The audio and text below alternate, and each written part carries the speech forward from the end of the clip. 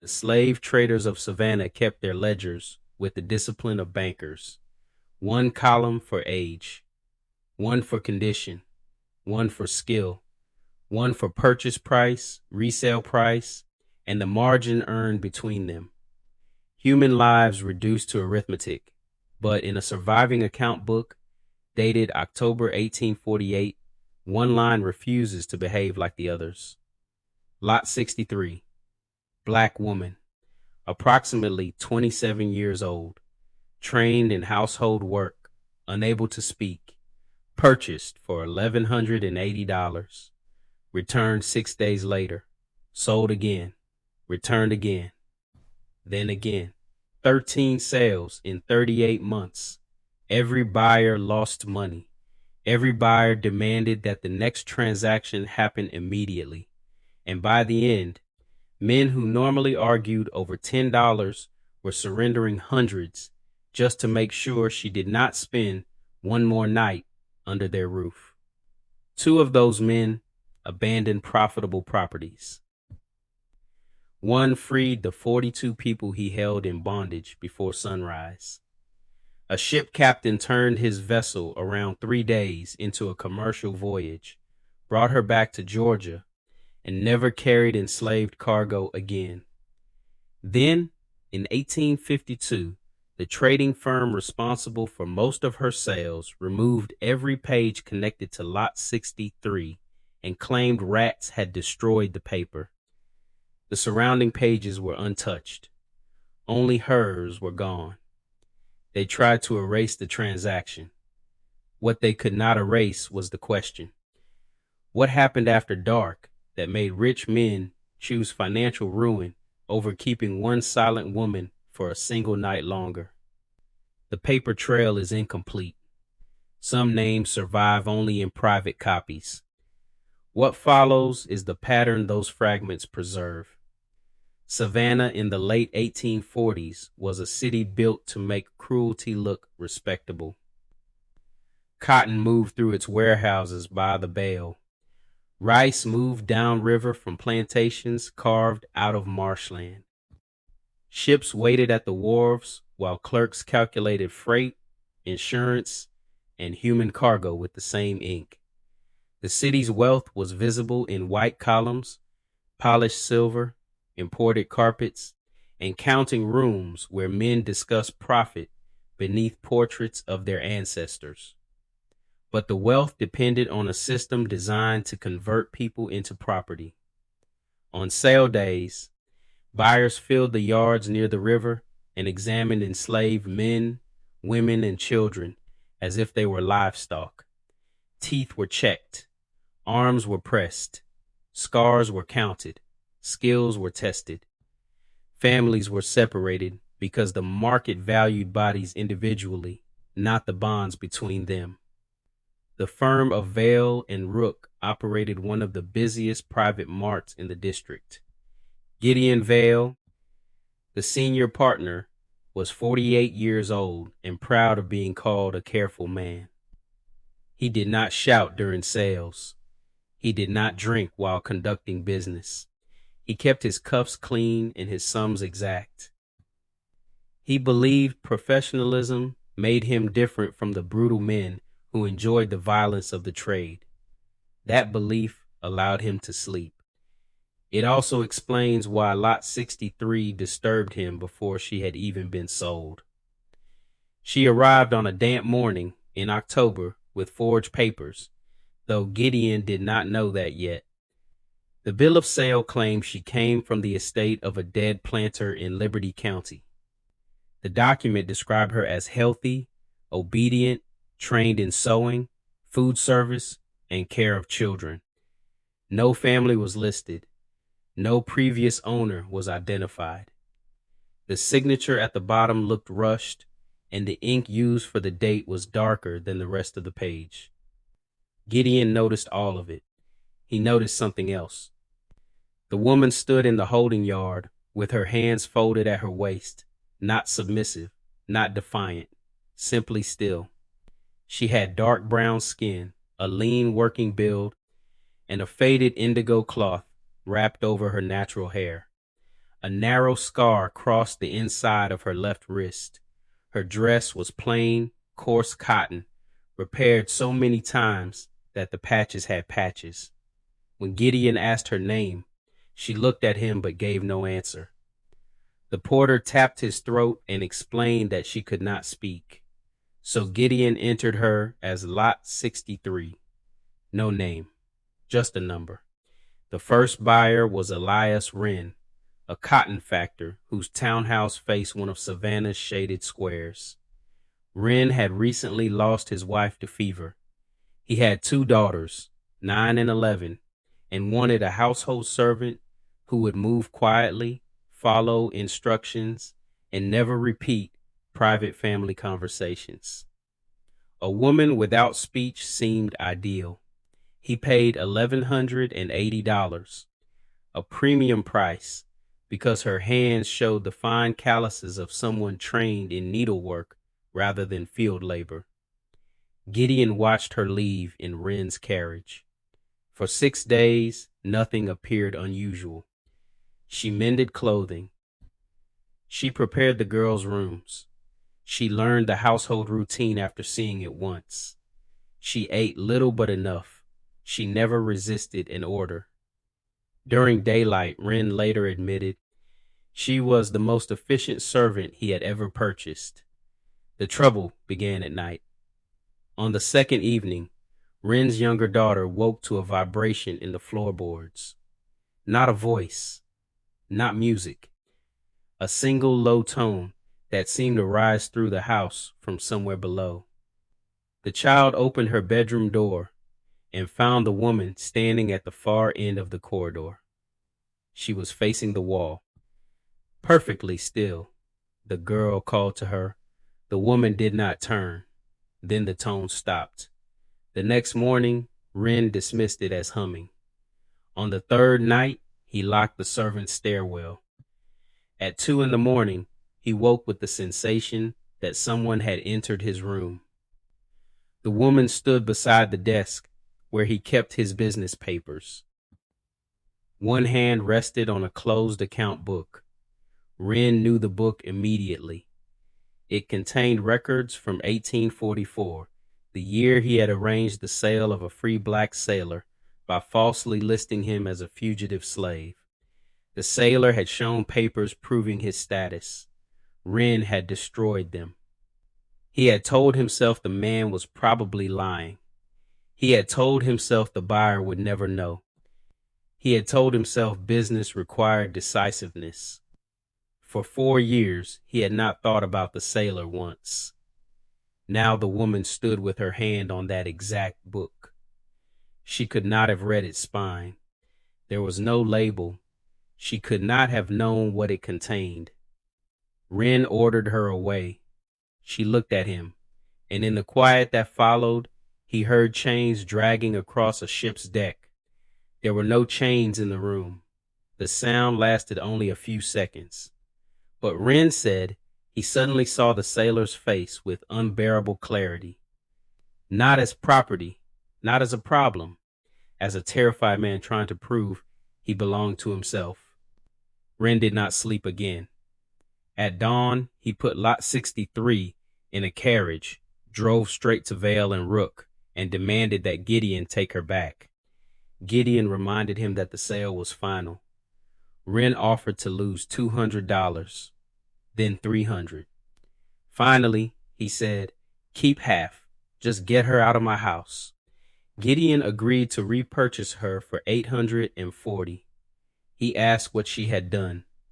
Wren stared past him and said, "Nothing." Then he added, "That is the worst part."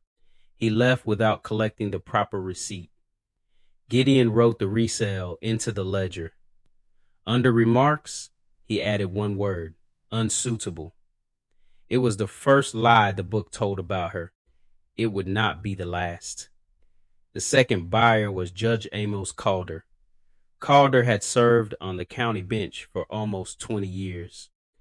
He was known for severe rulings, quick contempt charges, and an absolute confidence that law and justice were the same thing whenever he was the man interpreting both. He heard the story about Wren and laughed. He said wealthy merchants became fragile when their houses grew too quiet. He paid $760 and took the woman to his property outside the city. Calder did not allow her into the main house. He assigned her to the detached laundry and ordered the building locked from the outside after sunset. The lock was heavy iron. The windows were barred. The floor was brick. Calder inspected all of it himself. On the fourth night, his housekeeper found him kneeling in the dining room before dawn, speaking to someone who was not there. He kept repeating a name, Jonas Reed. The housekeeper had never heard it, neither had Calder's wife, but an old courthouse clerk recognized it. Jonas Reed had been a free black carpenter, arrested on a false debt charge 12 years earlier. Calder had ruled that Reed's freedom papers were invalid, then transferred him to a labor contractor who sold him west. The ruling had been legally indefensible. Calder knew it. He had received land in exchange for making it. The record had disappeared from the courthouse. By sunrise, Calder had ordered a wagon.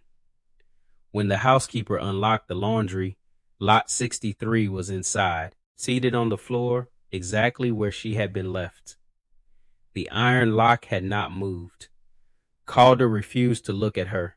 He returned her to Savannah and accepted a loss of $290 after only 4 days. Gideon asked whether she had escaped. No. Threatened anyone? No. Damaged property? No. Then why return her? Calder's face tightened. Because she knows the difference between what was legal and what was done. He left the building shaking. 6 weeks later, Judge Calder resigned from the bench. 3 months after that, he died in his study. The official cause was apoplexy. The undertaker told no one outside the family that Calder's hands were clenched around a page bearing the name Jonas Reed. By then, Gideon was uneasy. But unease did not outweigh profit. Not yet. He offered Lot 63 again. The third buyer was Silas Morrow, owner of a rice plantation south of the city. Morrow was not a superstitious man. He measured rainfall in glass cylinders. He tracked the rise and fall of brackish water through the dikes. He recorded how many baskets each field produced and how many working hours were lost to fever, injury, or death. He believed that anything real could be observed, written down, and eventually explained. That confidence made him the perfect buyer. He paid $520. He kept the woman for 11 days. His journal survived. The entries begin in the language of management.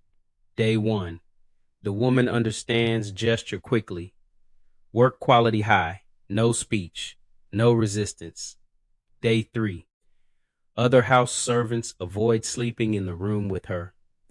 They claim she remains awake after midnight. I consider this fear contagious and therefore disciplinary. Day 5. I heard a low vibration beneath the floor at approximately 2:15 in the morning. It stopped when I entered the passage. The woman was standing outside my office, though the door to her quarters remained bolted. Day 6. I changed the bolt. Day 7. The new bolt remained locked.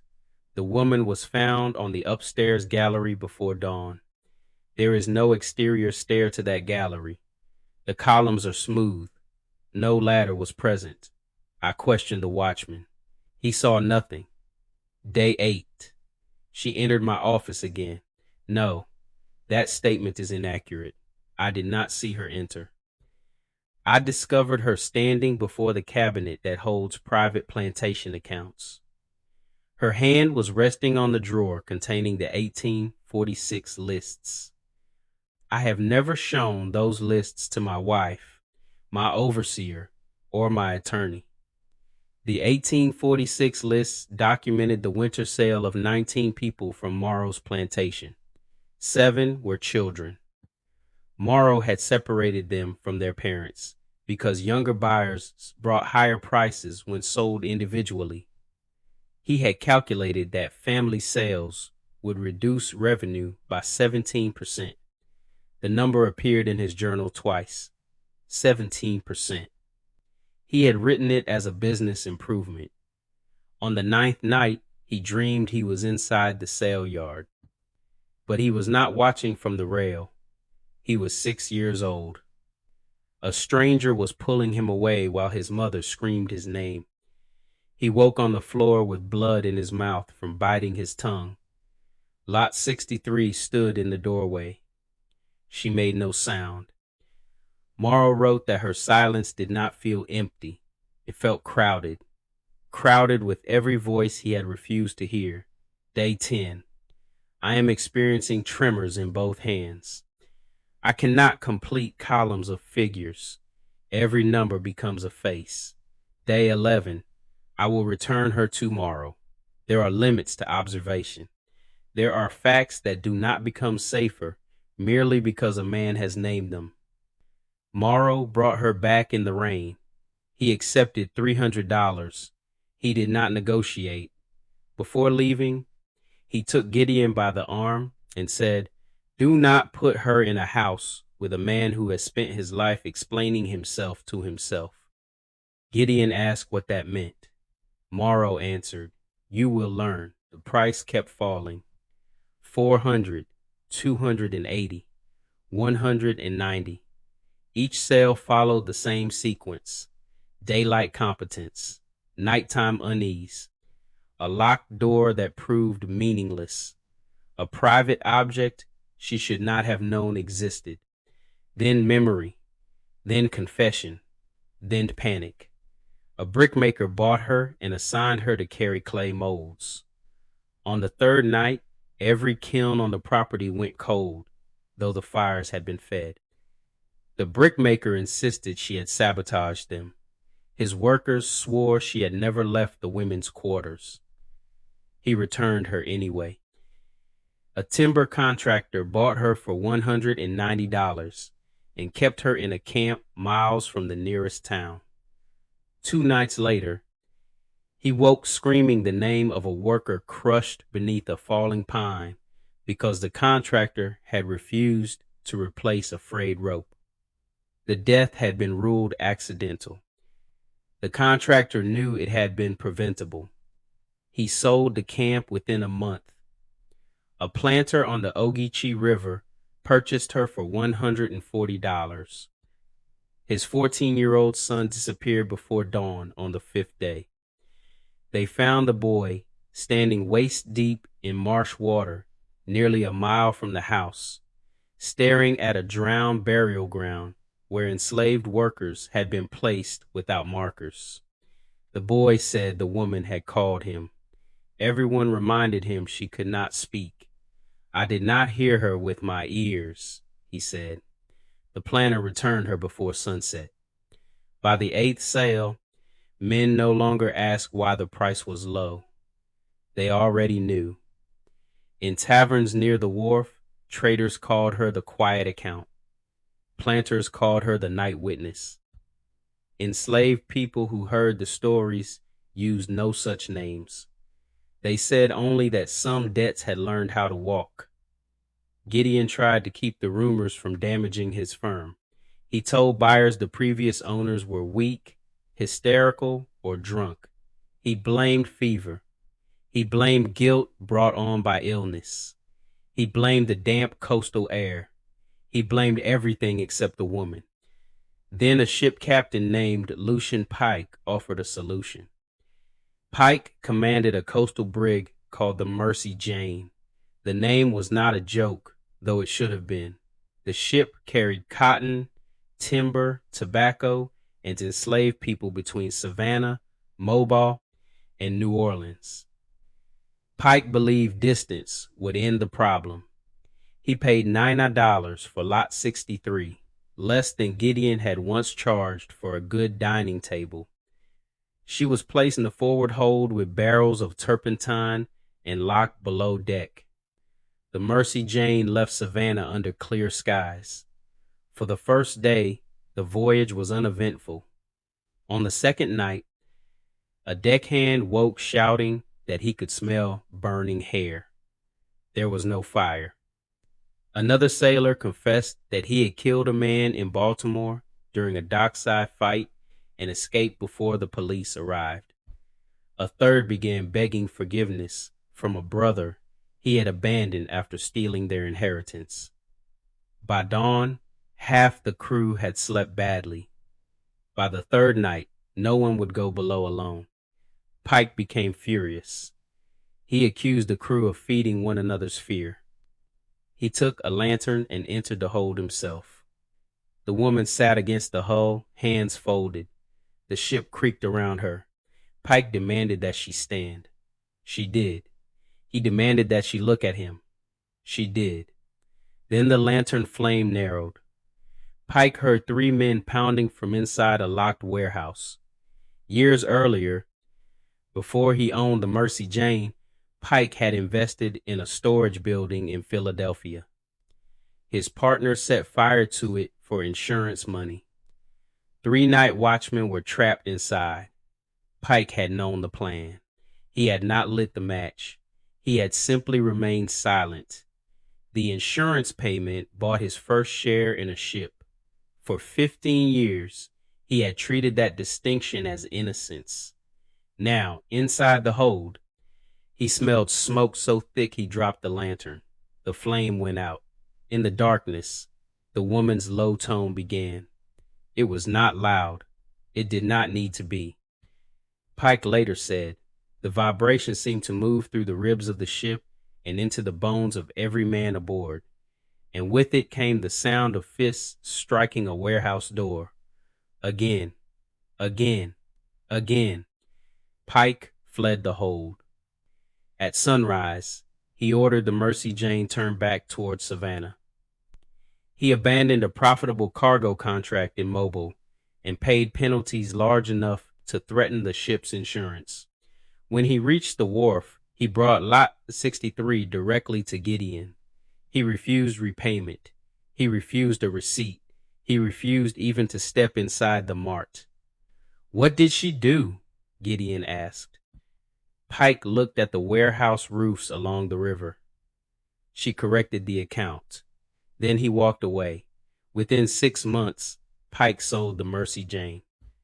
He spent the next decade carrying free black passengers north whenever the law allowed it and hiding others when it did not.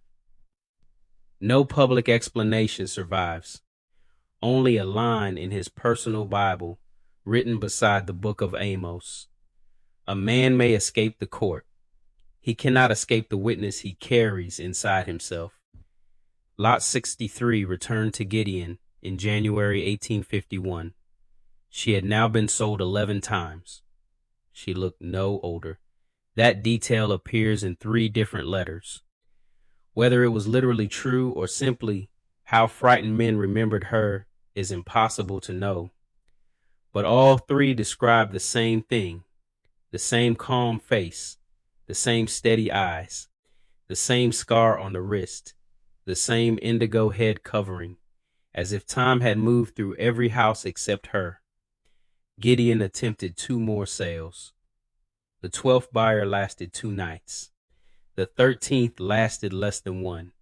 That final buyer, a land speculator named Horace Bell, returned before dawn in his nightshirt and offered Gideon the deed to a river parcel worth nearly $1,000.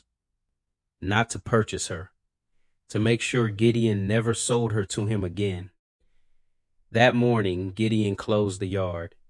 He sent the clerks home. He took the woman to a small room behind the counting office and gave her a bed. Not because he had become compassionate, not yet. He was afraid. He also understood that the chain of ownership had become so confused that no court could easily determine who legally possessed her. The forged estate papers, repeated buybacks, undocumented transfers and Pike's refusal of a receipt had turned the title into a knot. Gideon could not free her without admitting fraud in several transactions. He could not sell her without risking another return. So he did what careful men do when money stops making sense. He investigated. The first document was the original bill of sale. Liberty County estate, dead owner, no family listed. Gideon traveled south with a copy and spent 2 days in a courthouse where damp had swollen the ledgers. No matching estate existed, no probate file, no inventory, no death notice. But an elderly clerk remembered a man arriving in September 1848 with a stack of papers and too much cash. The man had paid to record several transfers after normal hours.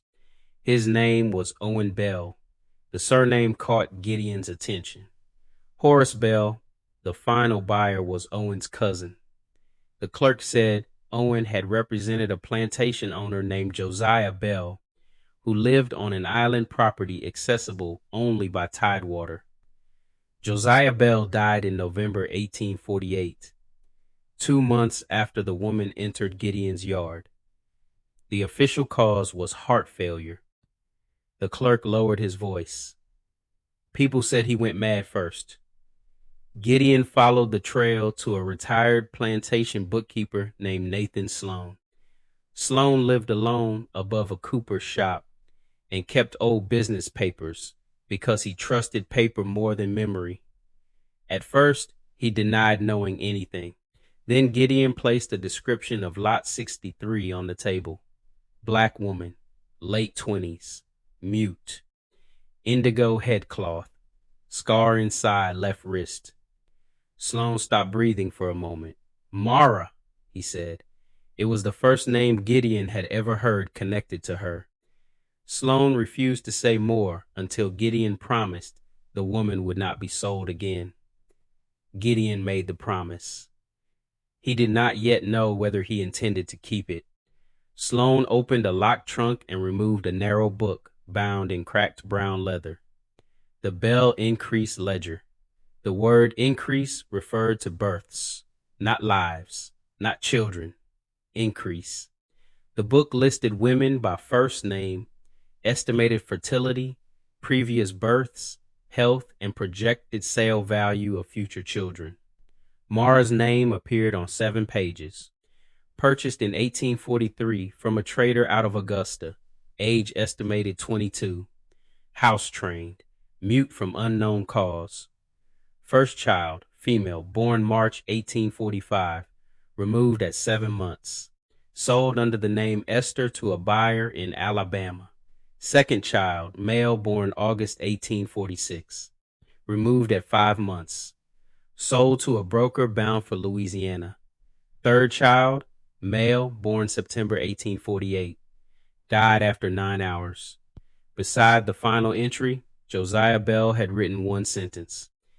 Mother suspected of interference. Gideon read it twice. What does that mean? Sloan looked toward the window. It means Bell blamed her for the baby dying. Infant death was common on plantations, where pregnant women worked through exhaustion, ate inadequate food, and received little medical care. But Bell believed Mara had somehow chosen death for the child rather than allow another sale. So he ordered punishment, not one beating, a schedule, 15 lashes each morning for 4 mornings.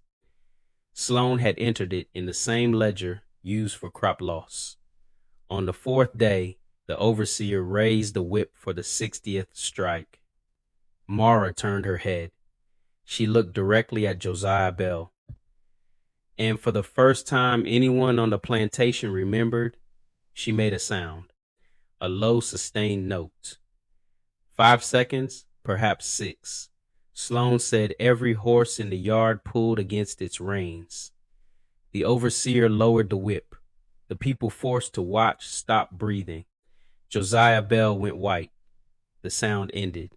Mara looked away. Nothing else happened. At least, nothing visible. That night, Bell woke his family by walking from room to room, calling the names of people he had sold. Some of the names were decades old. The next day, he demanded the increased ledger and read every entry. He began asking where the children had gone. No one knew, or no one wanted to tell him. On the third night, he heard infants crying beneath the floor. On the fifth, he ordered every mirror in the house covered, though he never explained why. On the seventh, he tried to burn the increased ledger. Sloan secretly saved it. Bell had become unpredictable, and records protected employees when wealthy men needed someone else to blame. For 3 weeks, Josiah Bell attempted to outrun his own memory. He drank. He prayed. He rode for hours. He slept in different rooms. He sent Mara to an outbuilding a quarter-mile away. It made no difference. He kept seeing the people whose families he had broken, not as numbers, not as inventory. As they had looked in the moment, he took something from them that could never be returned. Bell told Sloan that Mara had opened a second ledger inside his mind. Every cruelty he had entered as profit appeared there as debt, and the columns would not balance. In late September, Bell ordered Owen to falsify the Liberty County papers and deliver Mara to Savannah. Then he began selling other enslaved people from the plantation, not freeing them, selling them. Even in collapse, he could imagine removal more easily than repair. He believed distance would silence the account. It did not. He died 8 weeks later, sitting at his desk with the increased ledger open before him. Except the ledger was not there. Sloan had already taken it. Bell died staring at an empty table. Gideon closed the book. His hands were cold. For 23 years, he had recorded sales in the same language: male, female, prime, unsound, skilled, child, no family history. He had separated husbands from wives because different buyers offered more. He had sold infants with mothers when convenient and without them when profitable. He had once delayed a sale by 10 minutes so a woman could say goodbye to her son, then congratulated himself for mercy. He had treated the pause as kindness. He had never questioned the sale. Sloan watched him understand. "You have her in your building," he said. Gideon nodded. "Then your account has already opened." Gideon returned to Savannah after midnight. He found Mara awake in the back room, seated near the oil lamp with a shirt across her knees. She was repairing one of his clerk's torn cuffs.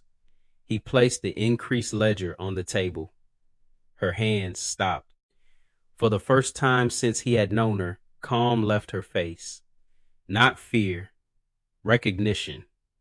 She touched the leather cover, then pulled her hand away as if it were hot. Gideon told her what he had learned. He spoke the name Esther. He spoke of the boy sent toward Louisiana. He spoke of the infant who lived 9 hours. He spoke of Bell's punishment. He expected the low tone. He expected accusation. Instead, Mara reached for the slate Gideon used to write instructions for her. She wrote slowly. The letters were uneven but clear. "My name is Mara." Then beneath it, "The girl has a moon on her shoulder." Gideon did not understand. Mara drew a crescent shape, a birthmark. Her daughter had a crescent-shaped mark high on the right shoulder. It was the first identifying fact the Bell ledger did not contain, the first fact that belonged to a mother instead of a market. Gideon sat across from her. "I can search," he said. Mara looked at him. He felt the room change, not with sound, with expectation. For the first time, the account was asking something of him. Gideon hired Isaiah Reed, a free black printer who also copied legal documents for merchants along the river. Reed was 31, educated, cautious, and openly suspicious of any slave trader claiming a change of heart. He agreed to help for one reason. My sister was sold under a false name, he told Gideon. I know what paper can hide. Together they searched shipping manifests, estate inventories, trader books, and private correspondence. They began with the girl sold in 1845, age under 1 year, purchased from the Bell property, possibly renamed Esther, transferred through a broker with Alabama contacts. The trail divided almost immediately. Children were often listed only as girl, infant, or child with woman. Names changed. Ages were rounded. Marks were omitted unless they affected price. After 6 weeks, Reed identified 9 possible girls. 3 had died. 2 had been resold so often that the trail disappeared. 1 had gone to Mississippi, 1 to northern Alabama. 2 remained in Georgia. The boys' trail was worse. A broker shipped 6 male infants west during the month Mara's son was sold. 1 died during transit. The other 5 vanished into private sales between Mobile and New Orleans. Gideon showed Mara every page. She read slowly, tracing the lines with one finger. She never asked them to stop. The search altered the atmosphere of the mart. Gideon continued limited business because closing suddenly would attract questions and creditors. But he could no longer conduct sales with the old detachment. Every time a mother looked toward a child, he saw the crescent mark on a shoulder he had never seen. Every time a buyer asked to separate a family, he heard Josiah Bell's phrase, a second ledger. Profit on one side, debt on the other. Gideon began refusing certain transactions. His partner, Matthew Rook, accused him of losing judgment. We sell what the market buys, Rook said. That is the whole business. No, Gideon answered. That is the excuse for the business. Rook demanded that Mara be removed. He said clients were nervous. He said clerks refused to work after dark. He said Gideon's obsession was destroying the firm. Gideon bought out Rook's share at an inflated price he could not afford. The debt placed the business near collapse. Then Reed found a stronger lead. A plantation account from Talladega County listed an enslaved girl called Essie, age approximately 7, purchased as an infant through the same Alabama broker. The inventory noted a crescent-shaped mark near the right shoulder blade. Gideon read the line aloud. Mara closed her eyes. No dramatic sound followed. No impossible event. Just a mother receiving the first proof in 6 years that her child might still be alive. The plantation belonged to Colonel Warren Dray, a man with more than 400 acres of cotton and political connections across the state. Gideon wrote offering to purchase the girl. Dray refused. Gideon doubled the normal price. Dray replied that the child was not especially valuable, but he disliked being pressured by strangers. He asked why a Savannah trader cared about one specific girl. Gideon lied. He claimed a client believed the girl might be related to another enslaved worker and would pay for the pair. Dray's next letter demanded $2,000, nearly 4 times the girl's market price. The letter ended with a warning. Further inquiries will be considered interference with lawful property. Reed folded the page. He knows someone wants her for a reason, he said. Now the price will keep rising. Gideon looked at Mara. He expected despair. She took the slate. She wrote one word, go. The honest answer was impossible. Mara had no legal right to travel, no legal right to claim a child, no legal right to enter Alabama without proof of ownership or permission from a white guardian. If she reached Dray's plantation and was recognized as an enslaved woman without papers, She could be seized and sold before Gideon even learned what had happened. Purchasing Esther would require money Gideon did not possess. Rescuing her would require breaking laws designed specifically to prevent families like Mara's from becoming whole again. Gideon explained all of it. Mara listened.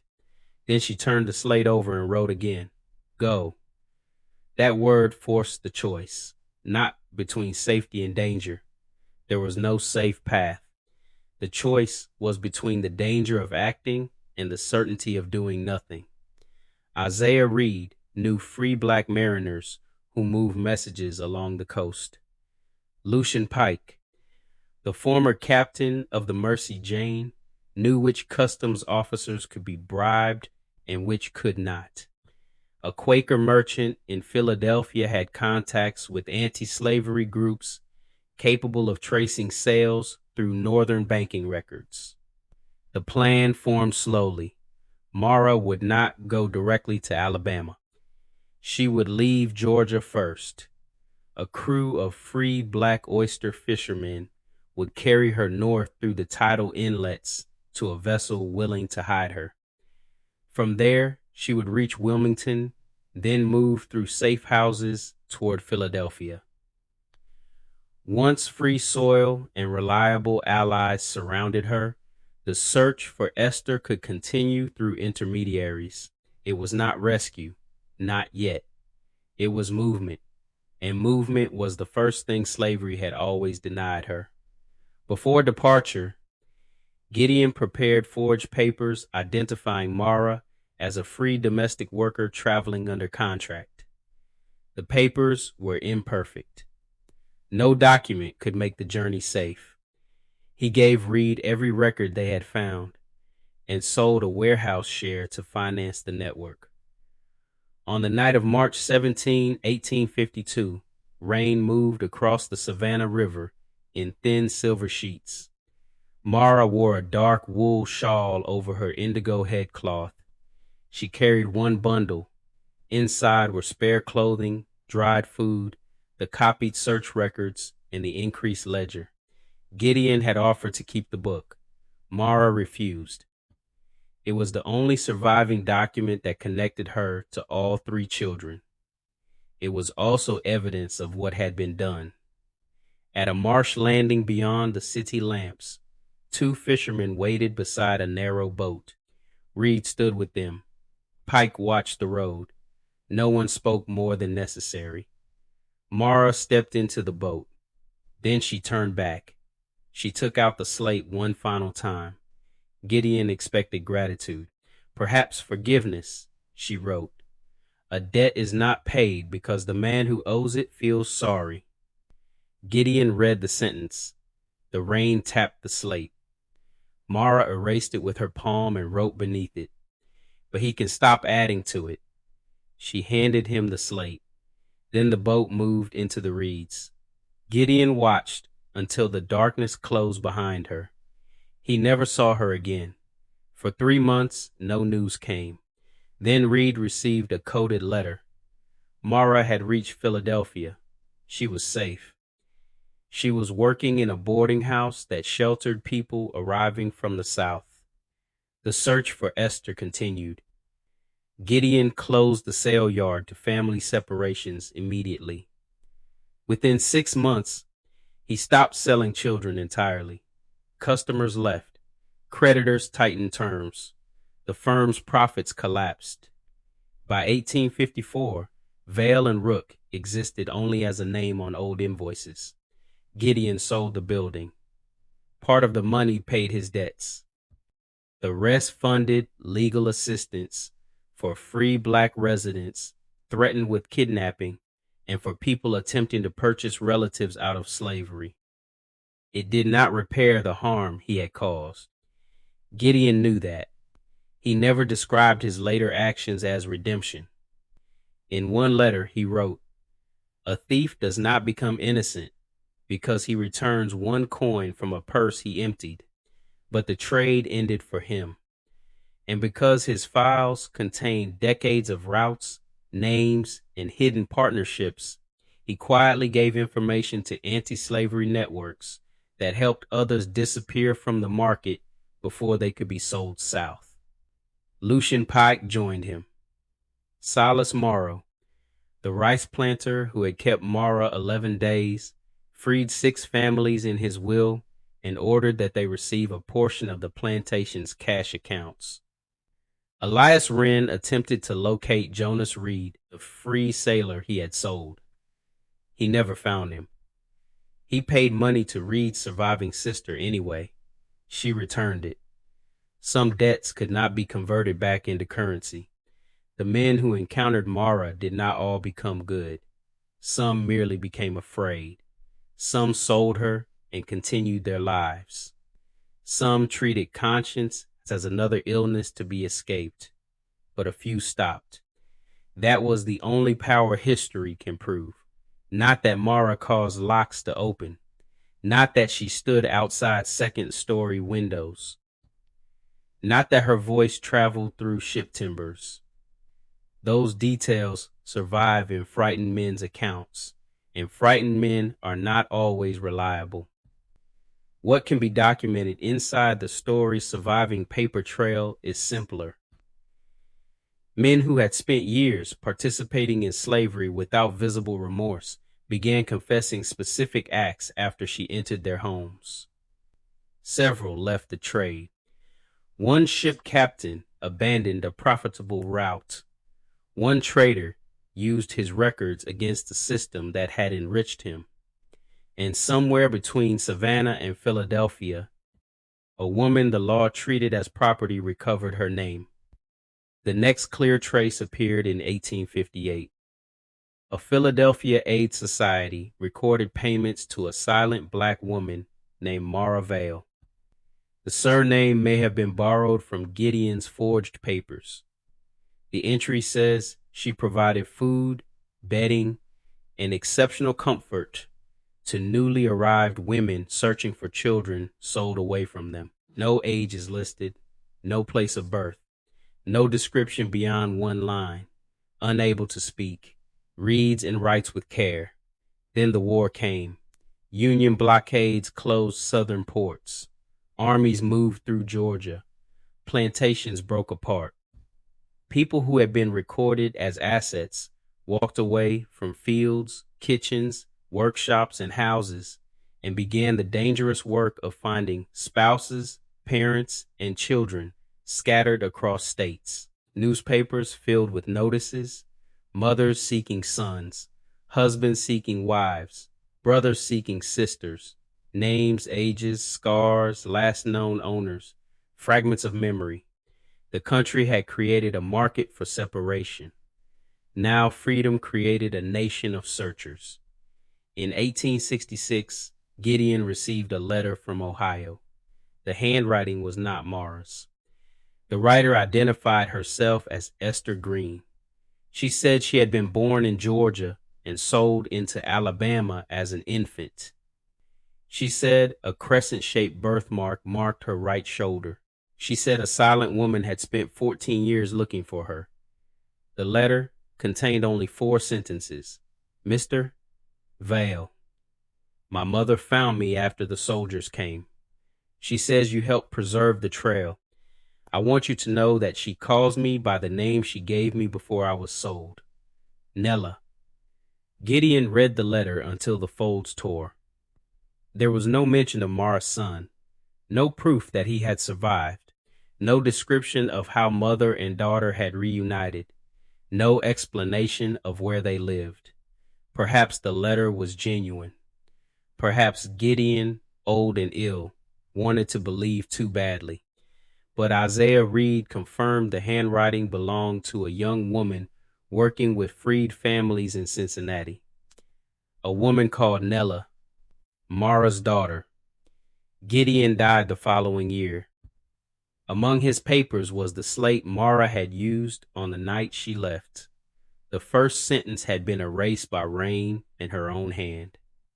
The second remained faintly visible in the wood grain. He can stop adding to it. That line matters because it prevents the story from becoming comfortable.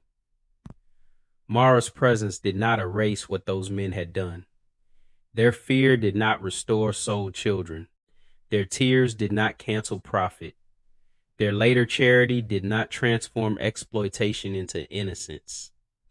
Conscience was not payment. It was only the end of denial. And denial had been one of slavery's most important tools. The system required men like Gideon Vale to believe that clean cuffs meant clean hands. It required judges like Amos Calder to confuse legality with justice. It required merchants like Elias Wren to treat silence as innocence.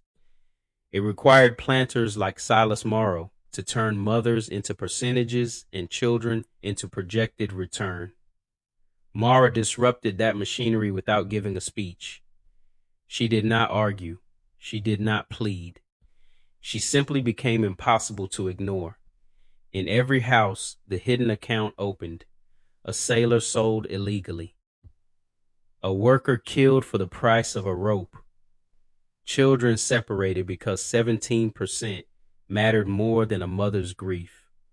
3 men burned behind a warehouse door while an investor protected his profit.